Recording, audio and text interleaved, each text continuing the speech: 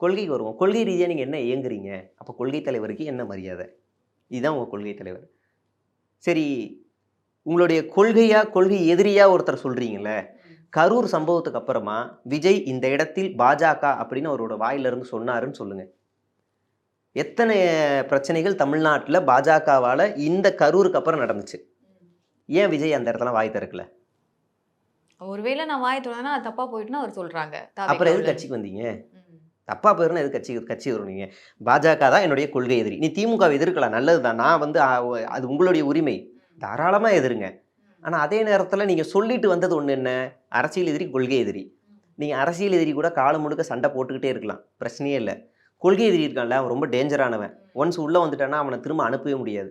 உதாரணத்துக்கு நான் பல மாநிலங்களே சொல்லுவேன். அவனை அப்புறப்படுத்தவே முடியல அந்த கொள்கை எதிரிய. அவ்வளோ ஸ்ட்ராங்கா உட்காந்துக்கிட்டான். கடைசியா நடந்த பீகார்ல கூட சொல்லுவோம். எல்லாரும் நினைச்சிட்டு இருந்தாங்க தேஜஸ்வி தான் வருவாருன்னு. ஆனா அவங்க பாஜக வருது. அப்ப அதே நிலைமை இங்க வந்துருச்சுன்னா அதுக்கு நீ வழிவகை செய்யறீங்க தானே, தாவேக்கா வழிவகை செய்யறது தானே.